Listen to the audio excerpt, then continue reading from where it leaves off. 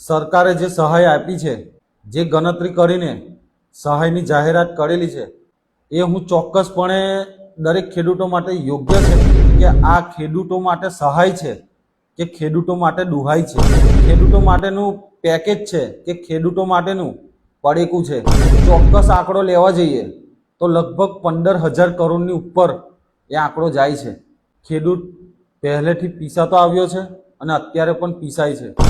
નમસ્કાર મિત્રો, હું રઘુવીરસિંહ ચૌહાણ. મિત્રો, ગઈકાલે ગુજરાતના માનનીય મુખ્યમંત્રીશ્રીએ ગુજરાતના ખેડૂતો માટે જે પણ પાક નુકસાની થઈ છે, કમોસમી વરસાદને કારણે લોકોને ઘણું નુકસાન થયું છે, તેની માટે સહાયની જાહેરાત કરી. તેમણે ગુજરાતના તમામ ખેડૂતો માટે 10,000 કરોડની જાહેરાત કરી છે.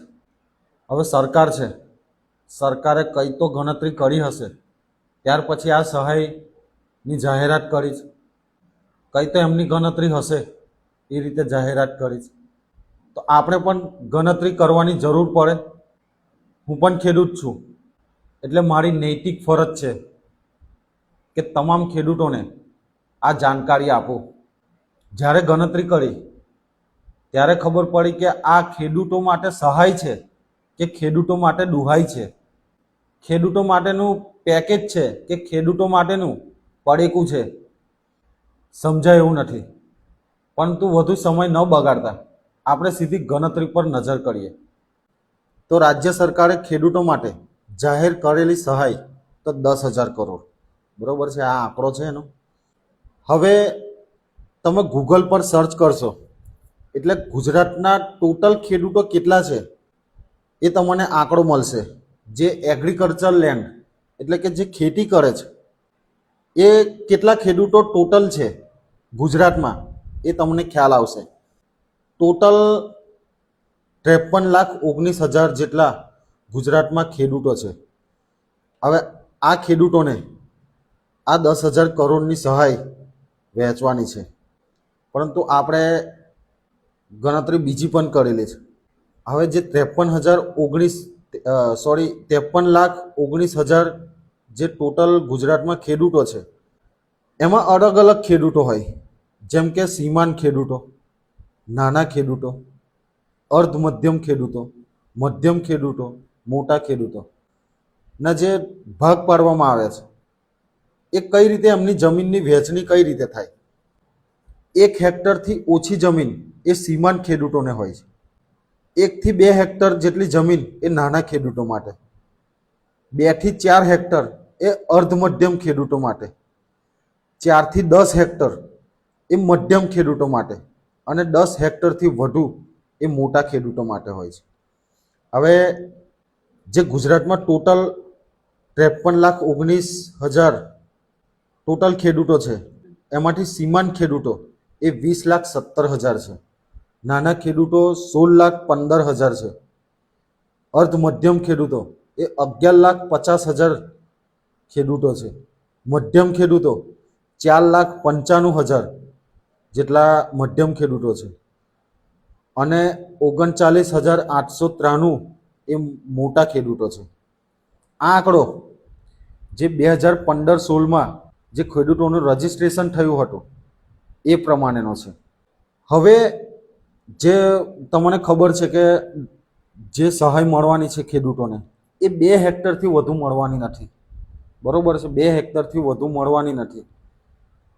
ઓછામાં ઓછી તો મળશે પણ વધુમાં વધુ 2 હેક્ટરથી વધુ મળવાની નથી. તો જે અર્ધ મધ્યમ ખેડૂતો છે, મધ્યમ ખેડૂતો છે અને મોટા ખેડૂતો છે, 2 હેક્ટરથી વધુ એટલે 2 હેક્ટરથી 4 હેક્ટર, 4 થી 10 ને 10 થી વધુ એટલે વધારેમાં વધારે તો 2 હેક્ટર. એટલે આની એક સાથે આપણે ગણતરી કરીએ તો અર્ધ મધ્યમ ખેડૂતો 11,50,000, મધ્યમ ખેડૂતો 4,95,000 અને મોટા ખેડૂતો 39,893. તો એમનું ટોટલ કરતાં 16,84,893 એ આ 3 ટાઈપના ખેડૂતોની ગણતરી થાય છે.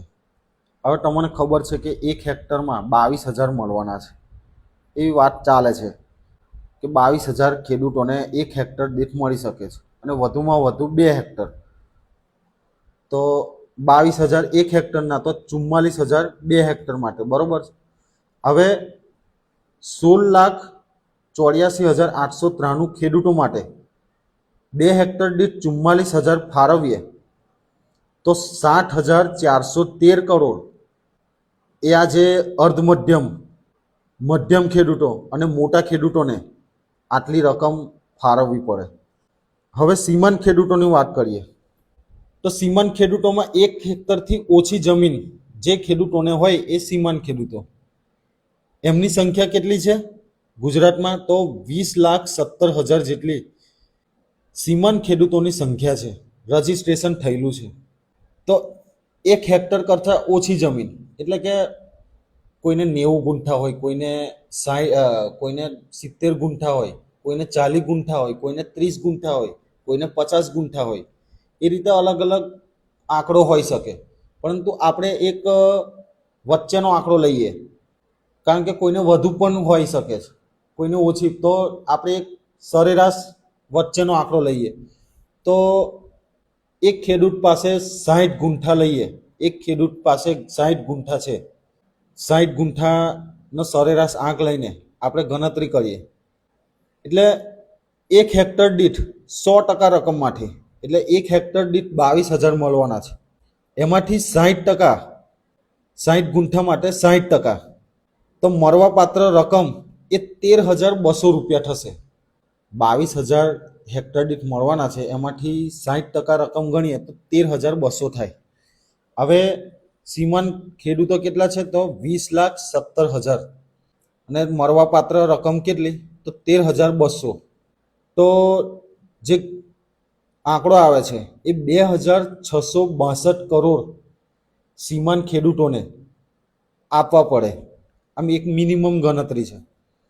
હવે નાના ખેડૂતોની વાત કરીએ, જે 1 હેક્ટરથી 2 હેક્ટર જમીન હોય, કોઈને 1 હેક્ટર હોય, કોઈને 1 હેક્ટરને 30 ગુંઠા હોય, કોઈને 1 હેક્ટરને 60 ગુંઠા હોય, કોઈને 1 હેક્ટર કે 80 ગુંઠા હોય, બરોબર. પણ આપણે જે ગણતરી કરીએ છીએ મિનિમમ ગણતરી કરીએ છીએ, એટલે આપણે ફક્ત 1 હેક્ટરની જ ગણતરી કરીએ. આમાં 1 હેક્ટરની મિનિમમ ગણતરી કરીએ. ચાલો, તો નાના ખેડૂતોને 1 હેક્ટરની રકમ મળે છે 22,000. તો નાના ખેડૂતો કેટલા છે? તો 16,15,000 જેટલા ગુજરાતમાં નાના ખેડૂતો છે અને 1 હેક્ટર દીઠ 22,000 એમને મળે છે. તો એ આંકડો આવે છે 3,553 કરોડ. જે મધ્યમ અને મોટા ખેડૂતો માટેની એક સાથે ગણતરી કરી, કારણ કે એ લોકો 2 હેક્ટરથી વધુ જમીન છે. સીમાંત ખેડૂતોને અલગ ગણતરી કરી કે 1 હેક્ટરથી ઓછી છે, અને 1 હેક્ટરથી 2 હેક્ટરની જમીન જે ધરાવતા હોય એ નાના ખેડૂતો, એમની આપણે ગણતરી કરી. તો એ 3 ગણતરી થઈને 60,413 કરોડ જે સીમાંત ખેડૂતો માટે ગણતરી કરી, તેનો ટોટલ આંકડો આવે તો 2,662 કરોડ. અને જે નાના ખેડૂતો માટે ગણતરી કરી એનો આંકડો આવે છે 3,553 કરોડ. તો ટોટલ 13,628 કરોડ સરકારે ફાળવવા જોઈતા હતા. એની જગ્યાએ સરકારે કેટલા ફાળવ્યા છે? 10,000 કરોડ.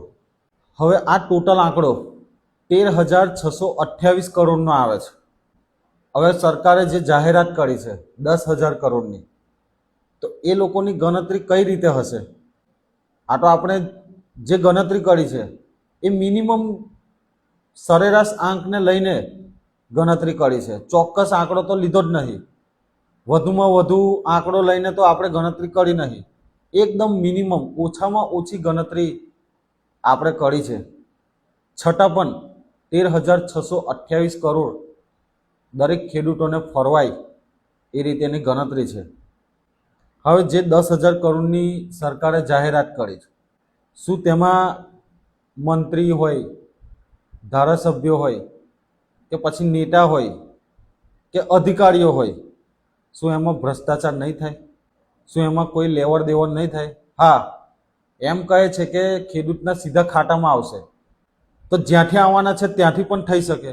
એટલે એક આ શંકાના આધાર પર આ એક કહી શકાય કે 10,000 કરોડમાંથી પણ આ રીતનું થઈ શકે. આપણે એક શંકાના આધારે કહી શકીએ હવે ચોક્કસ આંકડો લેવા જઈએ તો લગભગ 15,000 કરોડની ઉપર એ આંકડો જાય છે. અને એની સામે ગુજરાતના મુખ્યમંત્રીશ્રીએ 10,000 કરોડની જાહેરાત કરી છે. તો કઈ રીતે આ બધી ગણતરીઓ થાય છે? ખેડૂત પહેલેથી પીસાતો આવ્યો છે અને અત્યારે પણ પીસાય છે. ટેકાના ભાવ હોય કે આવા કમોસમી વરસાદને કારણે નુકસાન થતું હોય, એને જે 100% મળવાનું હોય એમાંથી એને 20% આવીને ઊભું રહે છે. આ ગુજરાતના ખેડૂતોની દશા છે. મિત્રો, વિડીયોને ખૂબ શેર કરવા વિનંતી. ધન્યવાદ. જય હિન્દ, જય ભારત.